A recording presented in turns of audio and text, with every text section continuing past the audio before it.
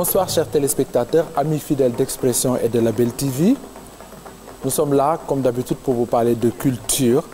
Et aujourd'hui, nous allons vous parler justement de la greffe des Batou de Aminata Sow Fall, roman publié en 1979.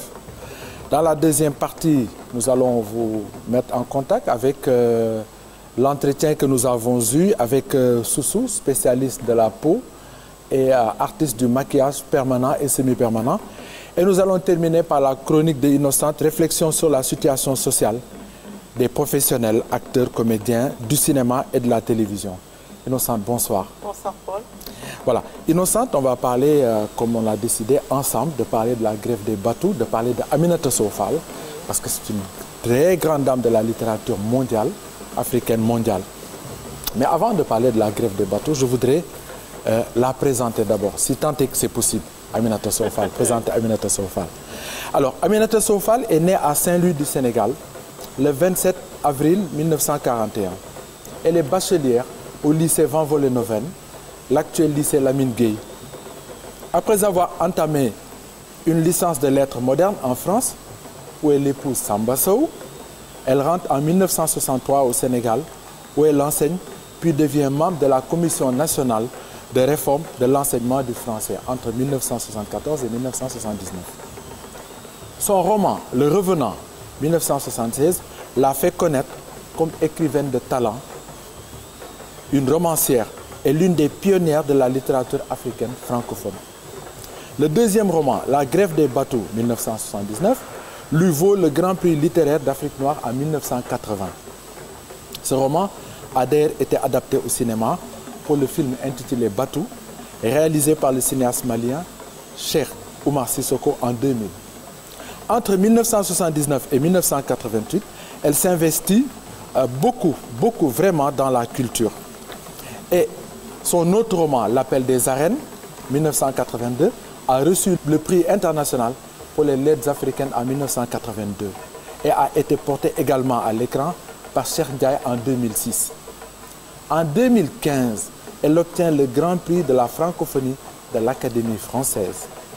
Elle est docteur honoris causa du Mount Holyoke College dans le Massachusetts, ainsi que dans d'autres établissements universitaires. Elle est souvent sollicitée à l'étranger pour des conférences. Je m'arrête là, je vais juste terminer par sa bibliographie. Voilà, parce qu'Aminata Sow Fall, une journée ne suffirait pas pour la présenter. Alors, à part la greffe des Batou, elle a publié L'Empire du mensonge, le Jujubier du patriarche, L'Appel des Arènes, que j'ai déjà cité, Le Revenant, Festin de la détresse, Littér-Afrique, L'Appel des Arènes, Douceur du bercail, Expert de la nation, Un grain de vie et d'espérance, L'Odyssée atlantique. Voilà. Elle est mère de 7 enfants, machallah, dont le rappeur, le talentueux Abbas Abbas. Alors, La greffe des Batou, il faut le dire, a été classée parmi les 100 meilleurs romans africains du XXe siècle. Donc, ça reste un monument de la littérature africaine et pionnière de la littérature africaine francophone féminine. Voilà. Alors, pour revenir maintenant à Aminata Sow Fall, et notamment plutôt le livre La greffe des Batou. Alors, Innocente, que dire du titre La greffe des Batou ou les déchets humains? La greffe des Batou ou les déchets humains nous montre que dès la première de couverture, que Aminata Sow Fall a choisi de faire une critique d'une situation sociale. Ce qui fait de ce roman un roman de la satire sociale, un roman engagé. La greffe des Batou, c'est sûrement très anecdotique dans la mesure où ces mendiants n'ont pas à avoir le droit de grève. Ce sont des nécessiteux. Mais pourquoi est-ce qu'ils vont en grève? C'est la question qu'on se pose sans connaître la suite, sans connaître ce qu'il y a à l'intérieur de ce roman-là. Et moi, ce qui m'intrigue personnellement, c'est le nom Batou. Je mets cela, je mets cette façon de prononcer le mot, ou bien cette façon de dire la notion qu'il véhicule, je mets ça sur le compte des régionalismes. Le même mot est prononcé différemment d'une partie du Sénégal à une autre du Sénégal, même si c'est la même langue qui est le Wolof. Exact. On est au Gabon, on dira que oui, ça se passe aussi dans la langue Fan, où le même vocable est prononcé différemment quand on est à l'estuaire et quand on est dans le nord, dans le Wolomtem. Et voilà, pour moi, personnellement, j'ai grandi en entendant Mbatou, le Mbe. La grève des Mbatou. La grève des Mbatou. J'ai pensé Mbatou et j'ai lu Batou. Après, je parle sous le contrôle de ceux qui maîtrisent plus les évolutions et les variétés et les variantes de la langue, des langues en général. Mais voilà, moi, c'est ce qui m'interpelle quand je lis ce titre-là. Et maintenant, les Mbatou, ce sont les coqs, les queules, c'est les queules du mendiant, dans laquelle il reçoit le bol du jour. Oui. Et justement, ça, la grève, c'est bien expliqué. Pourquoi grève? En général, grève, on s'attend à des gens qui ont un statut social, c'est vrai, c'est bien clair. Grève des Batou, vous avez expliqué, tu as expliqué le sens de Batou, les différentes prononciations. Mais la grève des Batou ou les déchets humains? Oui. Les déchets humains, là, on en revient plus à la satire sociale, on en revient à la satire politique. Parce que si toutefois il y a une égalité des chances entre les citoyens, ce qui est humainement normal, il n'y a pas de raison qu'il y ait une partie de la société qui est traitée de déchets humains. Un déchet humain n'existe pas. Aucun humain n'est supérieur à un autre humain. Aucun humain n'est inférieur à un autre humain. Et là, c'est la claque qu'on reçoit en entendant déchets humains. Si on a un tant soit peu des valeurs humanistes, on est choqué. On est choqué de cette appellation. Et je pense que c'est le projet d'Aminata Sow Fall que de réveiller ceux qui sont en train de dormir avec une bonne paire de claques. Les présenter comme une sorte d'infra-humanité, c'est clair. Bon, Innocente, je voudrais que tu lises un peu l'incipit, la première page. Ce matin, encore le journal en a parlé. Ces mendiants, ces talibés, ces lépreux, ces démunis physiques, ces locs constituent des encombrements humains. Il faut débarrasser la ville de ces hommes, ombres d'hommes plutôt, déchets humains, qui vous assaillent et vous agressent partout et n'importe quand. Au carrefour, c'est à souhaiter que les feux ne soient jamais rouges. Mais une fois que l'on a franchi l'obstacle du feu, on doit vaincre une nouvelle barrière pour se rendre à l'hôpital. Forcer un barrage pour pouvoir aller travailler dans son bureau. Se débattre afin de sortir de la banque. Faire 1001 détours pour les éviter dans les marchés. Enfin, payer une rançon pour pénétrer dans la maison de Dieu. Ah, ces hommes, ces ombres d'hommes, ils sont tenaces, ils sont partout. La ville demande à être nettoyée de ces éléments. Alors, avec la lecture, hein, on rentre directement dans l'ambiance, dans l'atmosphère, dans la tonalité même du texte. Hein. Oui. Mais est-ce que donc cette énumération qui prend quelquefois une allure de gradation, le champ lexical de cette première page, est-ce que tout cela ne traduit pas, disons, une forme d'oppression qu'Aminata Sow Fall veut faire sentir dès le début? Dès le début, oui. Après le titre, nous avons cette évocation, cette description de l'ambiance générale dans laquelle évolue celui qui n'a pas envie de voir ces déchets humains-là. Nous savons que ces déchets humains, je mets ça entre guillemets parce que je reprends l'expression du roman. J'ai compris. Ces déchets humains-là, c'est le résultat. C'est le résultat de l'échec de toutes les politiques sociales qui ont été longtemps élaborées. Si on en revient au cadre spatial, au cadre spatio-temporel même, ce qui est sûr, il y a 50 ans, on parlait de ces déchets humains-là.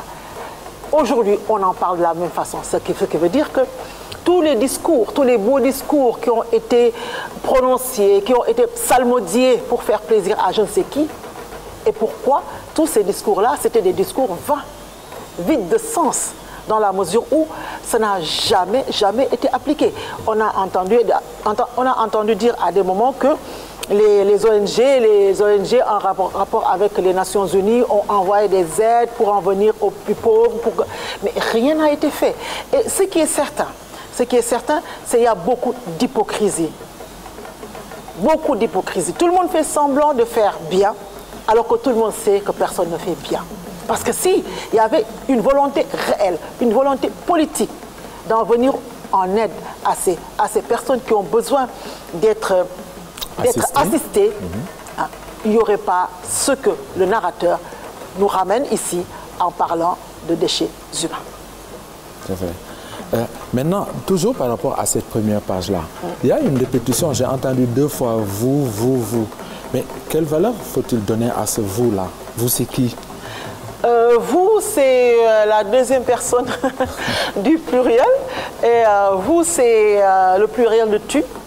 Parce qu'il y a une façon très familière de s'exprimer en interpellant son interlocuteur pour dire tu. C'est une expression, une façon de parler qui n'est pas très élégante, mais en général, on entend beaucoup de personnes s'exprimer de cette façon-là. Et en disant vous, vous, vous, le narrateur s'adresse aux interlocuteurs. Et le narrateur essaie de rallier les interlocuteurs à sa cause. Parce que le narrateur a envie d'avoir raison. Et il faut dire aux autres de venir avec lui hurler qu'il a raison. Il a raison parce qu'il en a marre de tout ce qui se passe par rapport aux mendiants. Et le vous, c'est une façon, un comportement très démagogique de tous ces politiciens-là, de toutes ces personnes-là qui ont envie d'avoir tout le monde dans le parti. Parce qu'au final, on saura que c'est pour un poste de responsabilité convoité que la vice-présidence. La vice-présidence, voilà. C'est pour la vice-présidence. Et justement, il a envie d'avoir raison et il a envie que tout le monde soit avec lui. Alors, il parle à ses interlocuteurs en disant vous pour leur montrer que ce sont des proches. Ouais, ça, c'est Aminata Sow-Fall. Alors, il y a Mour Ndiaye. C'est l'un des personnages centraux, un des personnages principaux de ce récit-là. C'est le directeur du service de la salubrité publique, n'est-ce pas, qui se décharge sur son adjoint Keba Dabo pour nettoyer la ville. Et moi, je voudrais que tu relises encore cette page 8-là. Voilà, il y a un discours qu'il tient. Et je voudrais que tu me donnes ton avis. Qu'est-ce que tu en penses à la page 8? À la page 8, on entend Keba, il n'y a pas à comprendre. Il faut y mettre les moyens pour que ces gens-là disparaissent. Il y va de la réputation de notre service.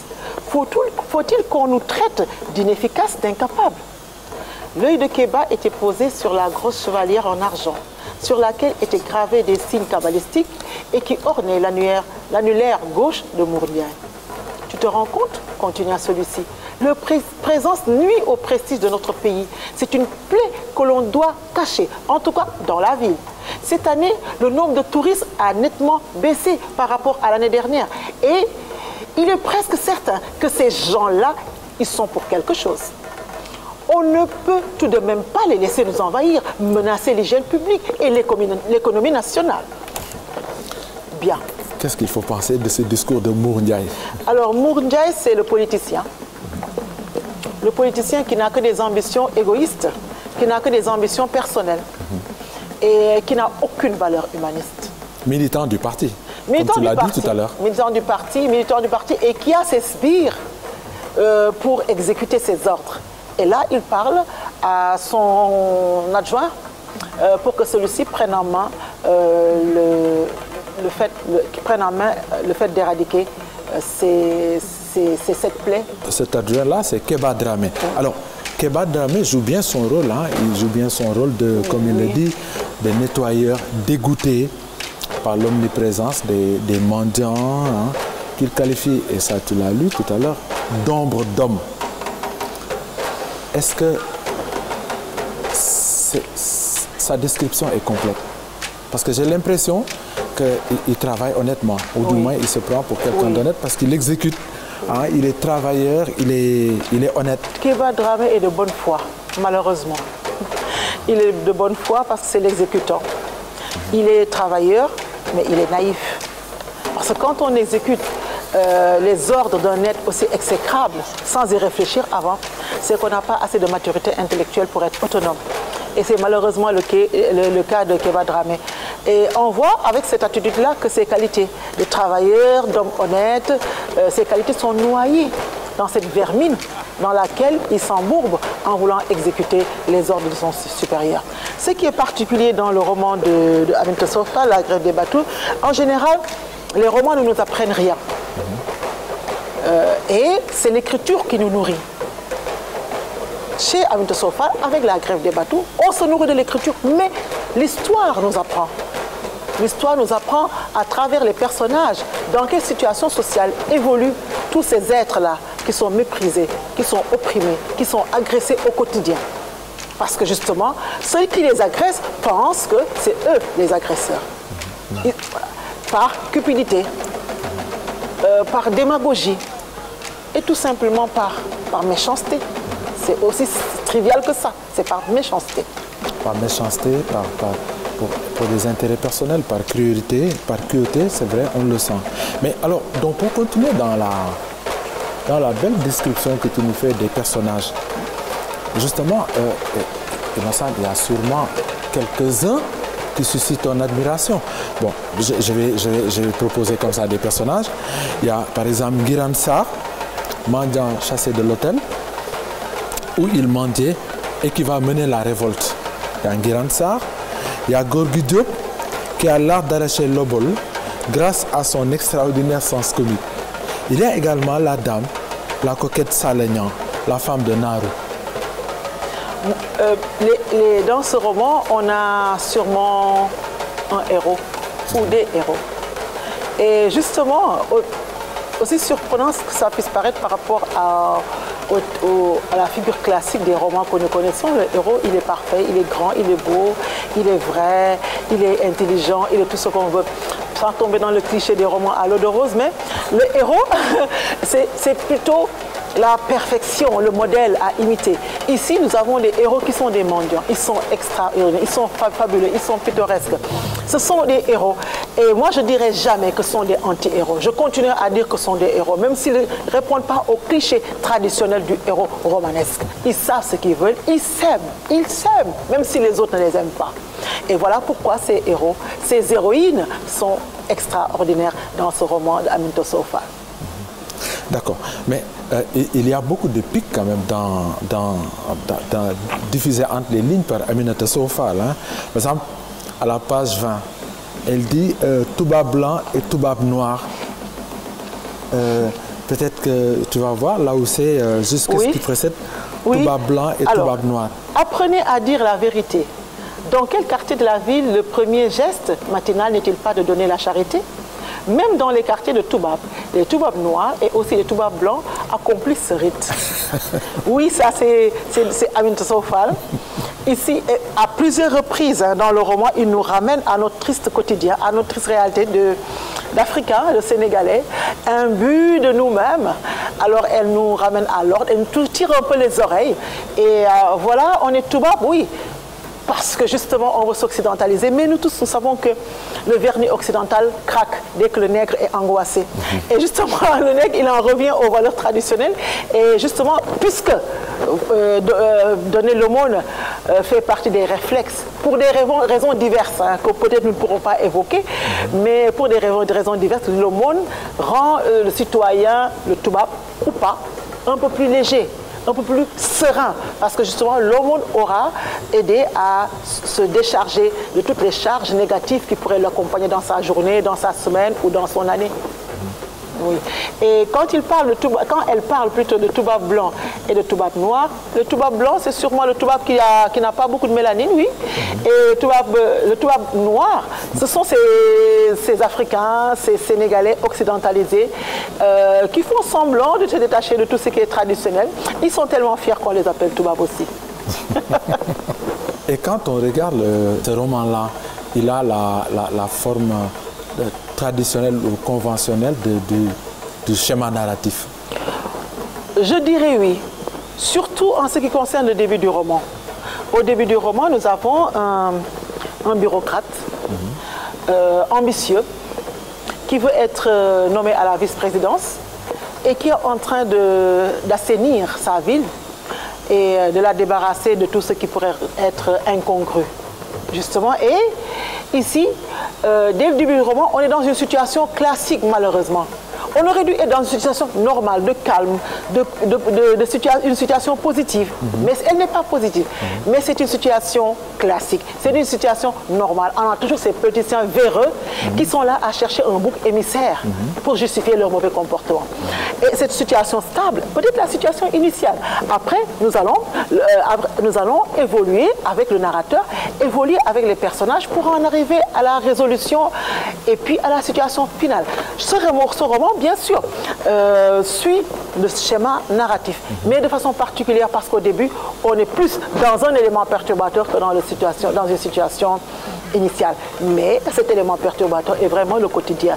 Et naturellement, cela devient une situation anormale et puis qui est plébiscitée et acceptée parce qu'il faut toujours chercher à mépriser, à écraser le plus faible pour se sentir bon et bien. Oui.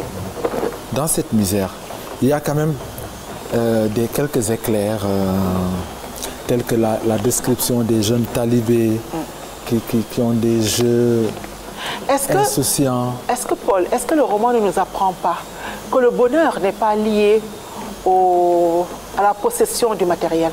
Si, je pense que c'est ce qu'elle essaie de nous faire sentir. Parce que moi, si je dois comparer la situation sociale des talibés, la situation sociale de tous ces mendiants, de ce qu'on appelle les déchets humains, ce qu'on appelle les borombato, et si je dois comparer cela à la situation de Kéba, à la situation de Mour, mais de loin, l'angoisse qui les habite au quotidien, de loin, ce qu'on appelle les pauvres, ce qu'on appelle les misérables, sont beaucoup plus heureux.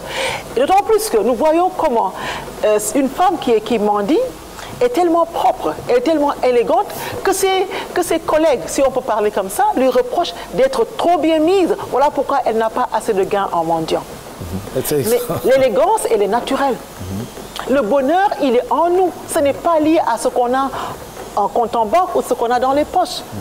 Je pense qu'il faut que j'en revienne à cet adage qui appartient à la civilisation Wolof et qui dit que ce qui rend l'homme meilleur que l'autre, quand il se lave, il ne l'enlève pas. Et c'est justement là, avec ces mendiants-là, c'est avec ces déchets humains-là qu'on voit que le bonheur, il est naturel. Le bonheur, il est en nous. Le bonheur n'est pas lié à la richesse ou au dénuement. On le sent d'ailleurs avec, comme tu l'as dit, l'élégance féminine de Salagnan, avec... Mais là, c'est un aspect, hein, nous sommes dans la volupté. Salagnan, l'élégance qui...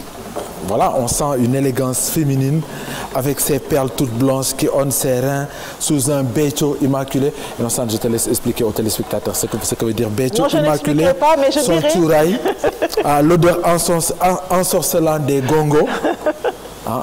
Oui, Paul, je n'expliquerai pas. Par contre... Tu devras. Non, oui, mais par contre, je dirais tout simplement que cette élégance-là, de cette femme-là, et cette femme, elle est épanouie. Elle est heureuse, c'est une tigresse, c'est une star, d'accord? Elle a à elle-même une élégance physique, une élégance morale et une élégance intellectuelle. Voilà, et si je devais donner le titre d'héroïne, je pense qu'elle serait l'héroïne de ce roman. Elle porte à bout de bras toutes les difficultés de ses confrères, de ses consoeurs, de ses collègues. Et en plus de ça, elle leur apprend à s'aimer, à s'accepter et peut-être pourquoi pas avec leur organisation de tontine là pour que chacun puisse avoir un pactole pour démarrer une activité et pourquoi pas sortir de cette misère là de la mendicité. Bon, chers téléspectateurs, Innocent refuse d'expliquer Bécho, Touraille, Gongo. Ben, moi, je vous invite à lire justement ce roman. Quels sont les thèmes qui t'attirent là? Il y a le thème de la cupidité. Il y a le thème de l'amour, tout simplement. Il y a beaucoup d'amour dans ce roman. Exact. Il y a le thème de... C'est capital d'ailleurs. Oui, le thème de l'amour. À chercher à monter. À nous rapprocher de ces mendiants-là. Oui, à nous rapprocher de cette mendiant-là, à nous rapprocher de l'amour. C'est l'amour intense qui existe, cette solidarité qui existe entre tous les individus. Et les plus malheureux sont les plus nantis dans le roman. Et nous avons aussi le thème de la polygamie. Alors, et nous avons aussi ce thème de la satire sociale, là où on parle de la défaillance du service public. Le service public, dans le cadre spatial de ce roman, a totalement failli. Et est-ce qu'ils ont envie, est-ce qu'on a envie de faire sortir cette population-là de la misère? C'est la question qu'on se pose. Au final, on se dit non. Parce que chaque fois qu'il y a des ambitions, quelquefois extérieures, hein, pour que ces situations s'améliorent, et l'argent est détourné à d'autres fins. Et les pauvres deviennent de plus en plus pauvres. Les misérables deviennent de plus en plus misérables. Et ceux qui se croient riches deviennent de plus en plus riches. Il n'y a pas une volonté politique de régler ce problème-là. Je ne parle pas seulement des talibés. Le talibé, c'est un sujet tellement déstabilisant. D'ailleurs, voilà. Talibé et l'aumône, on prendra une autre émission pour parler de l'aumône, voilà. La valeur de l'aumône. Et non, etc. Moi je pense que ce n'est même pas lié à la valeur de l'aumône, c'est lié au fait que des personnes justifient leur comportement en se référant à des situations religieuses qui n'existent pas. Moi, je pense que c'est plutôt, on ne leur demande pas de rendre quelqu'un invalide, de faire couper quelqu'un de la misère pour après faire semblant de l'aider. Et si j'en reviens au Sénégal, puisque le cadre spatial de ce roman, c'est le Sénégal, si j'en reviens au Sénégal, moi, je vais prendre un exemple du sud du Sénégal, en Casamance. En Casamance, c'est toujours le Sénégal. Je ne sais pas ce que c'est devenu aujourd'hui, mais autant que je me souvienne, et je parle sous le contrôle des téléspectateurs, je n'ai jamais rencontré, moi, de Diola mendiant. Pourtant, ils ont des handicapés comme partout dans le monde. Ils ont des malades mentaux comme partout ailleurs. Mais pourquoi il n'y a pas de Diola mendiant? C'est la question qu'il faut se poser. C'est pas que les Diola, je pense. Non, je donne cet exemple-là parce qu'avec cet exemple-là, je suis certaine de ce que j'avance. C'est la question qu'il faut se poser. La mendicité, comme nous la connaissons dans nos villes, cette plaie urbaine, moi là je suis d'accord avec Aminata Sow Fall, cette plaie urbaine-là, elle n'est pas naturelle, elle n'est pas normale, elle n'est pas inévitable. Parce que je prends cette région du Sénégal, il n'y a pas de mendiants. La grève des Batou est un roman engagé. Et Aminata Sow Fall a su allier un ton tantôt tragique, tantôt dramatique, mais toujours dans une perspective positive. Elle n'a pas utilisé son roman pour faire un ravalement, ou bien pour faire plutôt un nivellement vers le bas. Loin de là. C'est un roman d'espoir, où ceux qui n'ont pas les moyens matériels de s'affirmer ont la dignité de s'élever. Justement, voilà ce roman-là. La grève des Batou. Et de temps en temps, elle nous ramène à notre juste condition d'humain en nous faisant rire. Mais la tonalité globale de ce roman, la tonalité de ce roman, elle est plutôt dramatique. Dramatique. Et moi, j'aimerais que tu donnes juste, on va terminer par là, un mot sur la situation finale. Parce qu'Aminata Sow Fall, j'ai l'impression qu'elle s'arrête simplement avec la lecture de la décision du président, etc. Il ne se passe rien. Tout de suite, il n'y a pas de suite. Les sentiments que Mour Ndiaye a vu, rien. C'est tout de suite. Elle termine par la lecture, comme on le fait après le Conseil des ministres, les décisions qui ont été prises, etc. Et voilà ce qui se passe. Tout de suite, qu'est-ce qu'on nous dit? Le choc. Voilà, le président de la République. Tu peux lire d'ailleurs juste cette dernière page-là. La dernière page.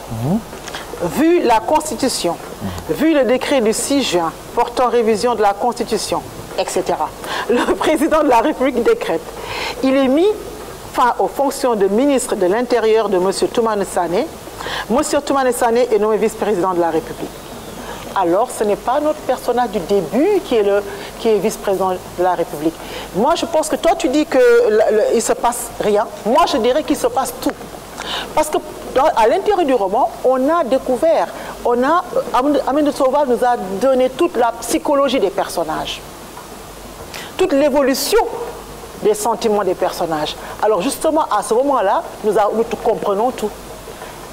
Je pense que le fait d'ajouter un chapitre supplémentaire aurait été inutile. Ouais, ça, et justement, ce serait comme ce que disent certains enseignants, rallonger la sauce. Et quand on la rallonge, on sait qu'elle devient fade. Et justement, la sauce, elle est piquante, elle est à point, elle est délicieuse, justement parce que Aminata Sow Fall s'est arrêté là. Et le lecteur fera le reste. Ou le lecteur a déjà fait le reste avant d'entendre cela, parce que le lecteur sait ce qui va se passer. Peut-être que le personnage lui-même pense qu'il sera nommé, mais le lecteur sait qu'il ne sera pas nommé. Et ça, c'est une remise en question des croyances occultes, en rapport avec tout ce qu'on peut broder autour de la politique politicienne pour réussir à acquérir certains postes, à s'élever dans certaines sphères, en se fondant pas sur le travail, mais sur les manigances de la sorte.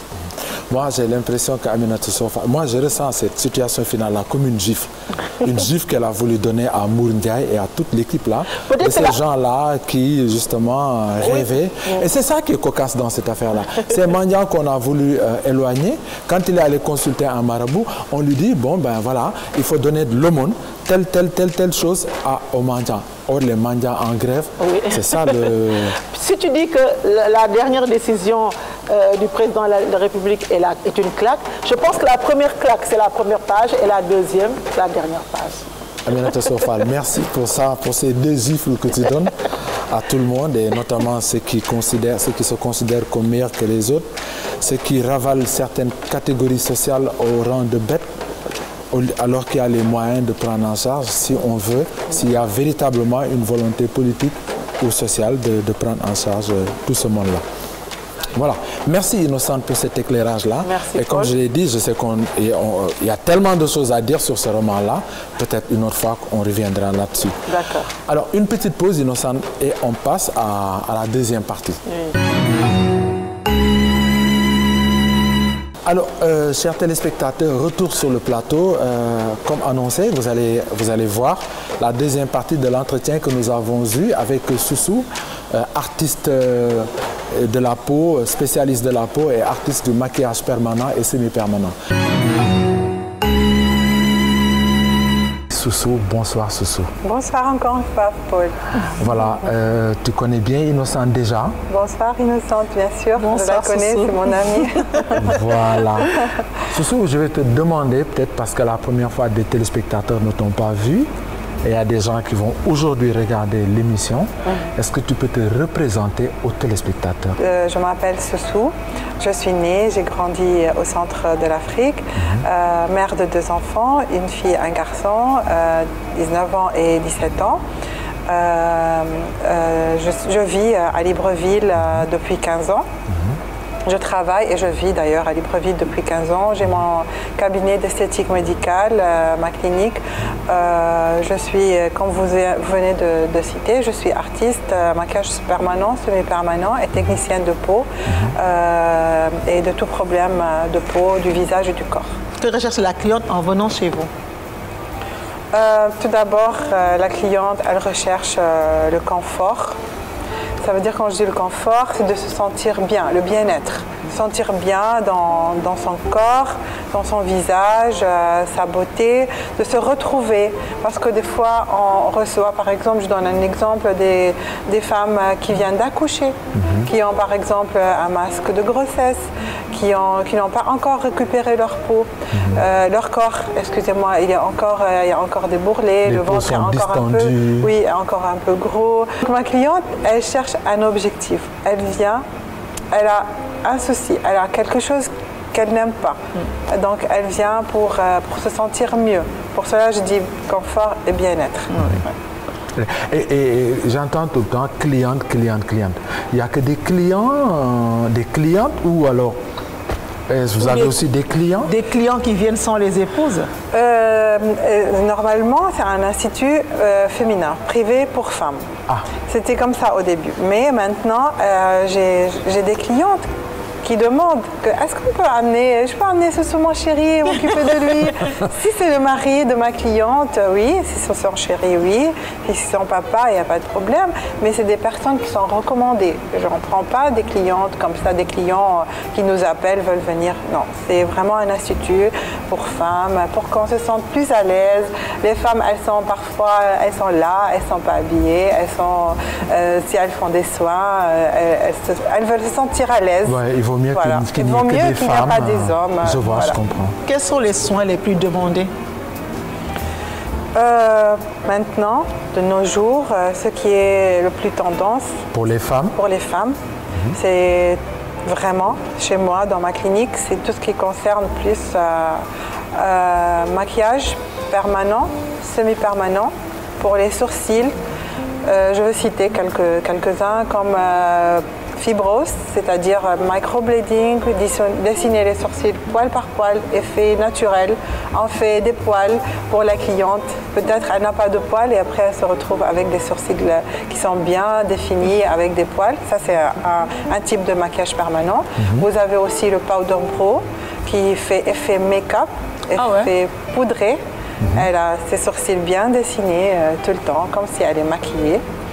Nous avons aussi le shading, qui est une combinaison entre les deux. Elle peut avoir des poils, elle peut avoir aussi le bout de sourcil bien défini, comme si elle est maquillée. Comme ça fait deux. Puisqu'il y a des clientes qui aiment que ça soit naturel, on part vers le naturel. Des clientes qui aiment que ça soit plus make-up, elles sont très coquettes, elles veulent que ça soit make-up, elles vont sur le powder brow. Et on a aussi, le plus demandé aussi, c'est les lèvres. On a vraiment un traitement spécial pour les lèvres, dark lips, ou bien sugar lips, candy lips. Ce sont des noms, des traitements pour les lèvres. Si une cliente a un problème des lèvres qui ont des taches, des lèvres sombres, des lèvres fumeuses, des lèvres violettes, nous, on les corrige. On fait une correction, neutralisation. Si elle avait juste envie d'embellir, avoir des lèvres roses, comme ça, elle se réveille le matin tout le temps, comme si elle a mis un gloss. Voilà. Et si elle veut avoir aussi un trait d'eyeliner, elle a le trait des yeux qui est tout le temps dessiné. Donc elle est maquillée. Elle est maquillée pour presque un an, ou parfois plus. C'est pratique. Pour nos jours, c'est pratique. Toutes les femmes travaillent. Elles se lèvent le matin. Il n'y a pas le temps pour dessiner les sourcils. Il n'y a pas le temps pour... parfois, ça part durant la journée. Elle met son rouge à lèvres, ça peut partir. Elle mange, elle parle et tout. Ça peut partir. Or que quand elle a ça, elle est tout le temps belle. Elle est tout le temps présentable. Voilà, elle peut recevoir tout le monde, tranquille. Et deuxième chose, c'est les soins de peau. D'accord. Puisque on traite beaucoup de problèmes, que ce soit des vergetures, de l'acné, des cicatrices, des rides, du relâchement. Vraiment, c'est vaste, c'est une large gamme de soins, c'est un éventail de soins. Tout ce qu'elle a besoin, elle peut trouver. Les hommes, ils ont quand même une peau un tout petit peu plus grasse. Quand on a les poils sur le visage, puisqu'ils ont la barbe et tout, la peau, elle a tendance plus à être une peau grasse qu'autre chose. Donc, on recommande beaucoup la dermabrasion. C'est un soin qui élimine une couche de cellules mortes, qui enlève cette couche, qui ressort l'éclat de la peau, qui enlève cette couche qui est beaucoup de l'huile, si la peau elle est beaucoup grasse. Donc, la peau, elle devient plus mate, elle devient plus propre, plus lisse et elle a plus d'éclat. C'est ce que vous m'avez fait? Oui, c'est ce que je veux faire. Oh là là, trop beau. Et en même temps, elle fait un soin rajeunissant parce qu'il régénère la peau, il booste un nouveau collagène sur la peau, voilà. Mesdames, amenez vos maris chez elles. Soussou, est-ce que tu utilises des produits locaux? Je veux dire, est-ce qu'il y a du beurre de karité, beurre de, je sais pas moi. Des produits bio? Des produits bio. Oui, on utilise des produits bio, surtout pour les soins de corps. Quand ma cliente ou bien ma mariée, puisqu'on fait des soins pour les mariés aussi. On prend une mariée, si elle veut faire des soins pour le visage, le corps, on traite la peau du corps, la peau du visage. Pour les mariés, elles rentrent, elles font des hammams, elles font des soins de gommage, de corps et tout. Donc, on utilise beaucoup des produits locaux, des produits bio, bien sûr. Mais est-ce que fréquenter un cabinet d'esthétique, ne relève pas du luxe? Bon, on peut dire, on peut aller se sentir bien, se chuchoter un peu, voilà. Mais c'est pas juste luxueux. C'est parce qu'on a des soins de toutes les marges de prix. C'est vraiment, ça dépend. Avec ma cliente aussi, souvent je leur dis votre budget.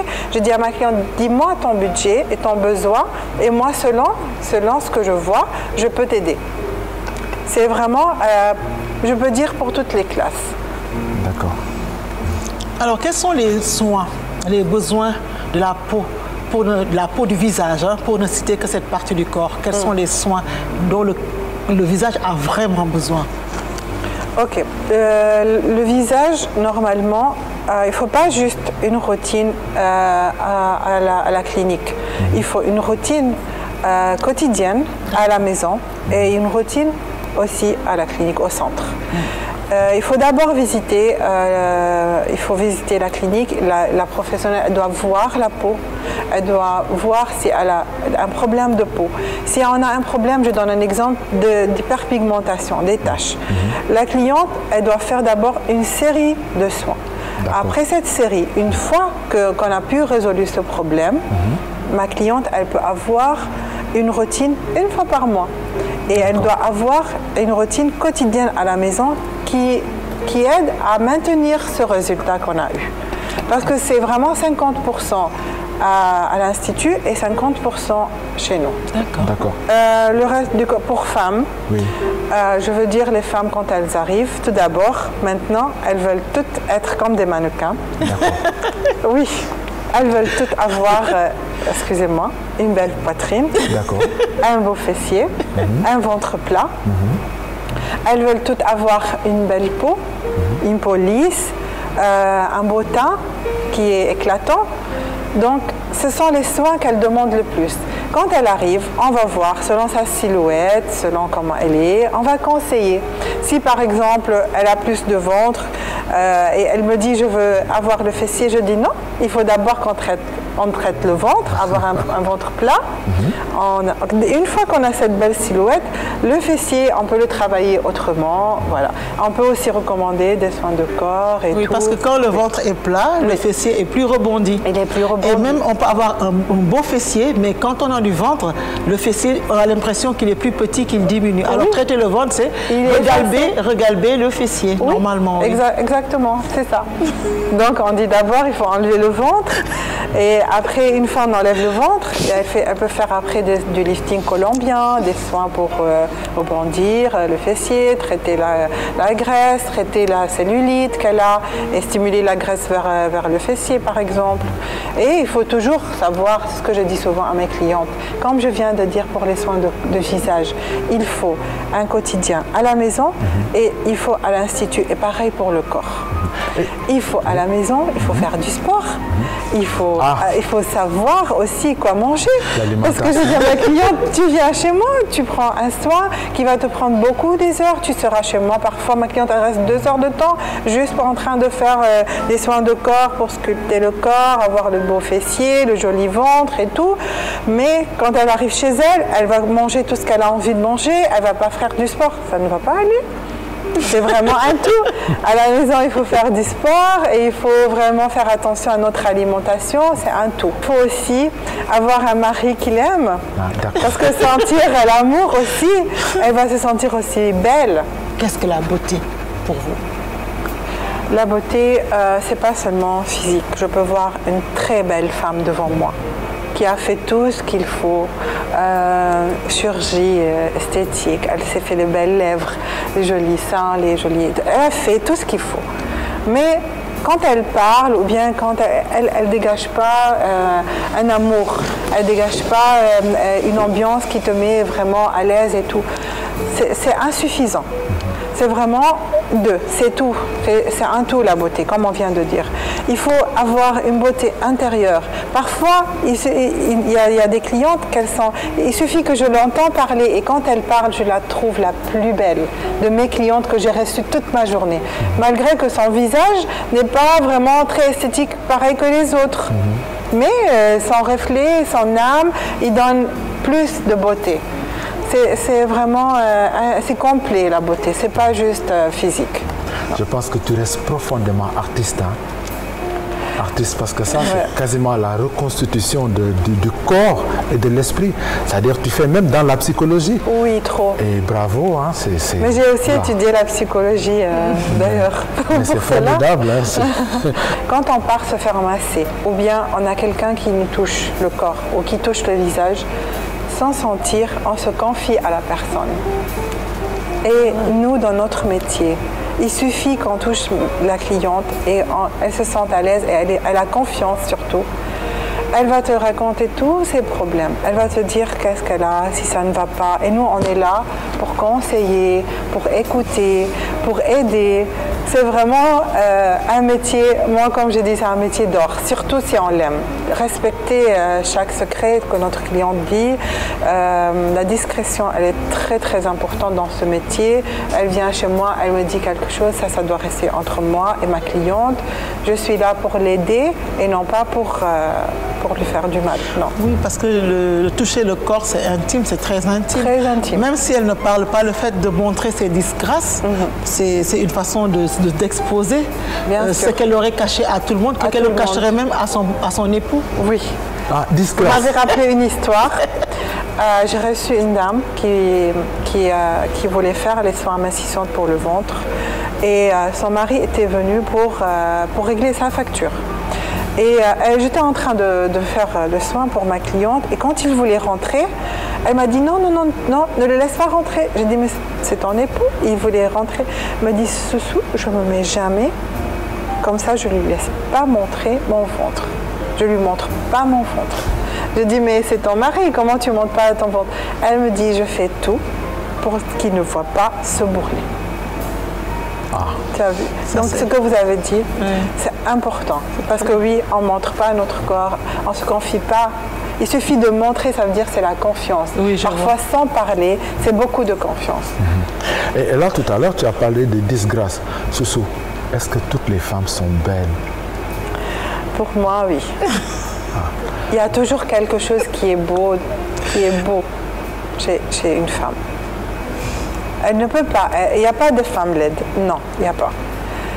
Parfois, elle est tout le temps, elle te raconte des trucs qui te font rire. Et elle te fait rire tout le temps, elle te met en bonne humeur. Mais attends, mais tu vas l'adorer, tu vas oublier son visage, n'est-ce pas? Si elle n'est, ou bien son corps, si elle est par exemple grosse, ou bien je ne sais pas quoi. Parfois on se demande, on se pose la question, mais il est tellement beau, comment il peut avoir une femme qui est, voilà, mais non, c'est vraiment pas juste le physique. Je pense aussi que toutes les femmes sont belles. Toutes les femmes. Et surtout aujourd'hui où on a les moyens. Les moyens par rapport à l'esthétique, ça a beaucoup évolué. Et puis la femme, ce qui va à une femme ne va pas forcément à une autre. Il faut trouver le bon créneau pour faire ressortir sa beauté naturelle. Et pour moi aussi, toutes les femmes sont belles. Oui, c'est difficile de dire à une femme qu'elle n'est pas belle. C'est pas possible. Moi, je trouve que c'est pas possible de trouver une femme qui n'est pas belle. De toute façon, s'il y a une femme qui ne se sent pas belle, suffisamment belle, Soussou est là. Merci beaucoup. Elle a dit quelque chose qui est très important. Maintenant, on n'a plus l'image de grand-mère. On ne voit plus les femmes qui ont des rides, ou bien le visage qui est fatigué, qui est plein de rides, ou bien qui est... Ça n'existe plus. On a la chance. On a la chance. Ça a tellement évolué si on a les moyens, on peut rester tout le temps belle, jolie. Et même si, entre guillemets, on n'est pas belle, on peut se faire la plus belle du monde. C'est vrai. Ça, c'est vrai. Absolument. Et oui. Soussou, qu'est-ce que tu peux dire? Qu'est-ce que tu peux conseiller aux femmes aujourd'hui? Si tu devais parler aux femmes, qu'est-ce que tu leur dirais? Celles qui ne se sentiraient pas suffisamment belles? On va juste parler de la beauté? De tout par rapport au confort dont tu parles. Ces femmes, moi je suis foncièrement contre tous ces artifices-là liés à des produits ou des matières qui viennent des résidus de pétrole, le faux cheveux, la fausse peau, tout ce qui est faux et qui est souvent très très très dangereux.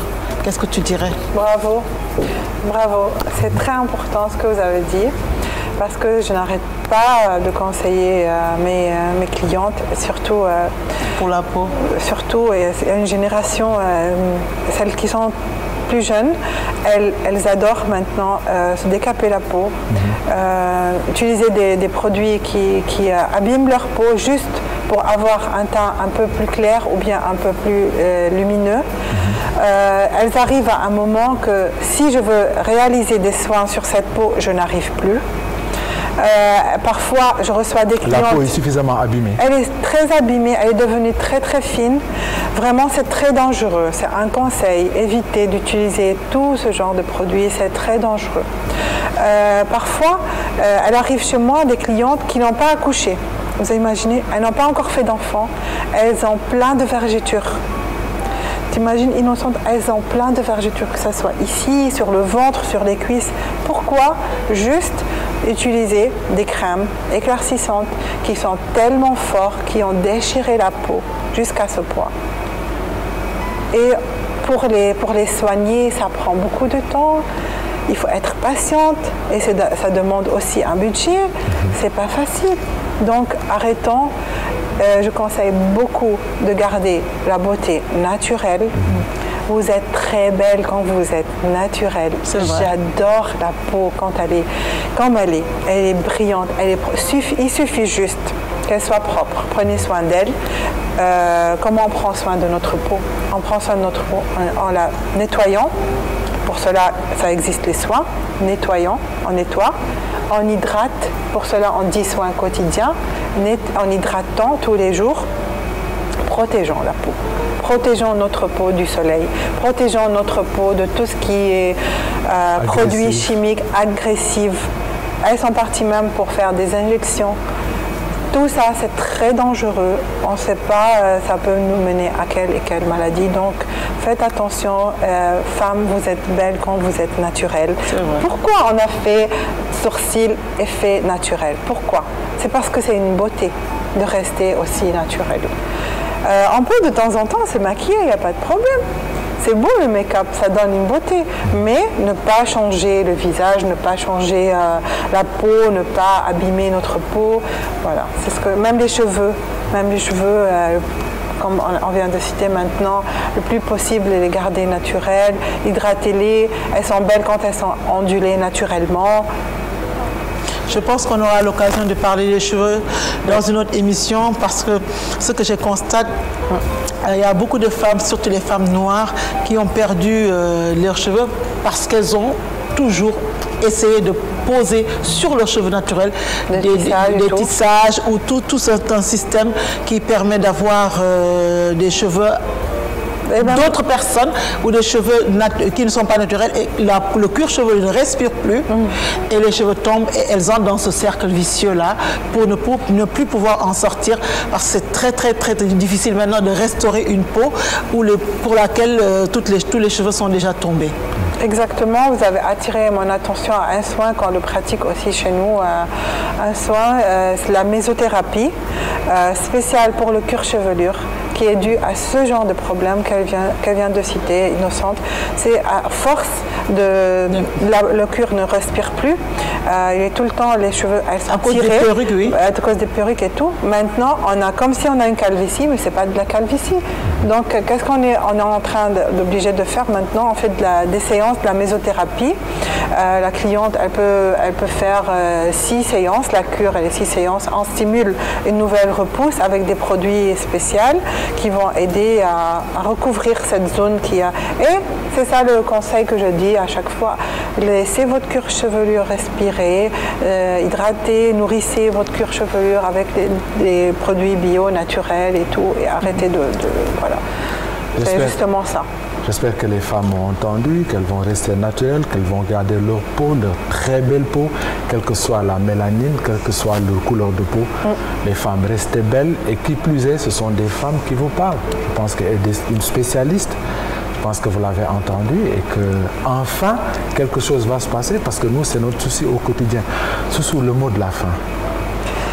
Le mot de la fin, je ne peux pas vous décrire ma joie. Je suis vraiment, c'est un grand plaisir pour moi que vous m'avez invité à cette émission. C'est très gentil de votre part.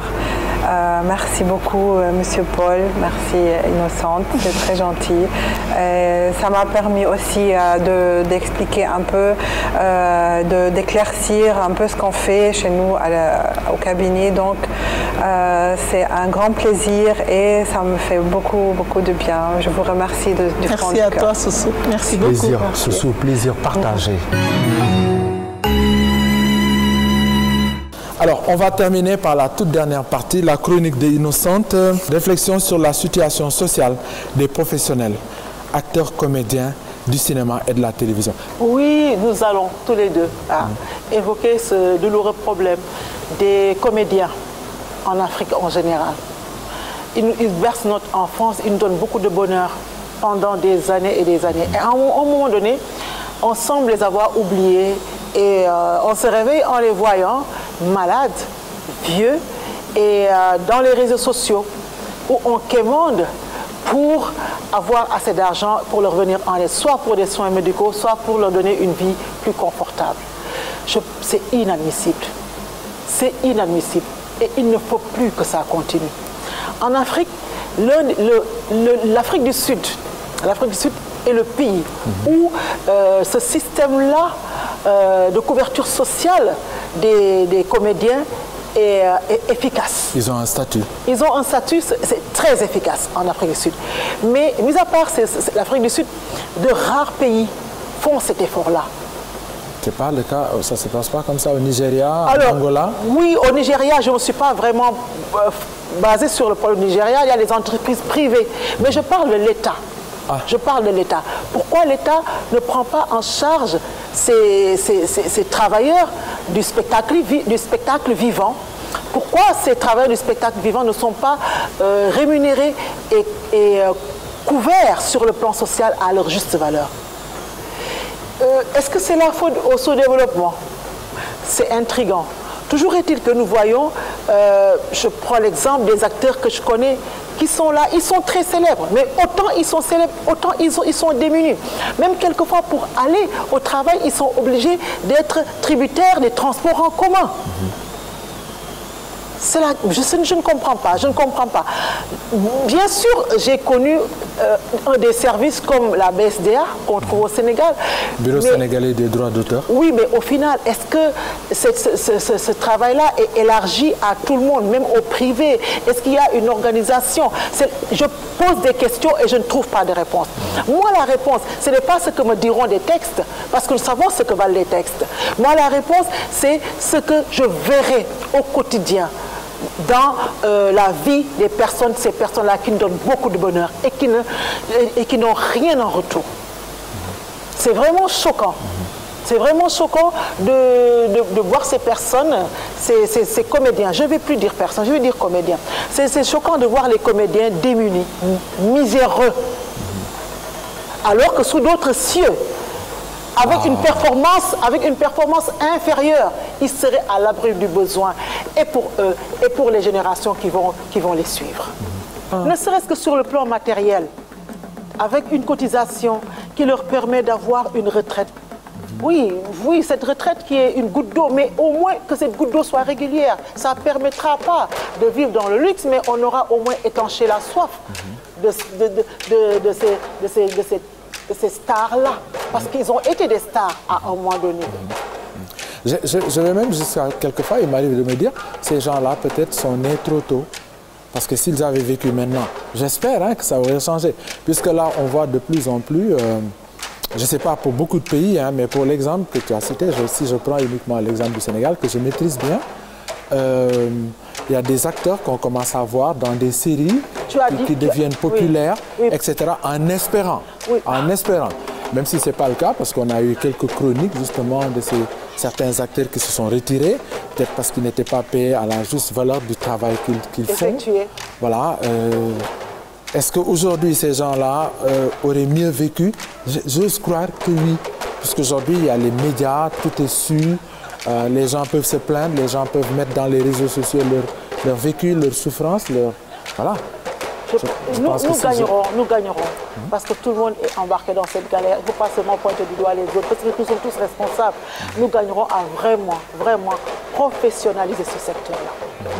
Innocente, merci. Merci Paul. Et on donne rendez-vous aux téléspectateurs dans 15 jours? Oui. Très bien. Chers téléspectateurs, nous vous donnons rendez-vous dans tous les vendredis. Tous les vendredis. Voilà. Tous les vendredis. Et vous nous verrez également le dimanche matin. Tous les vendredis et tous les dimanches matins. Venez nous voir.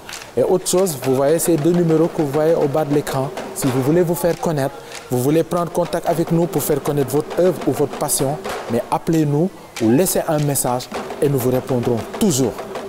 Bonne soirée, portez-vous bien et que Dieu vous bénisse et bénisse l'Afrique. Au revoir.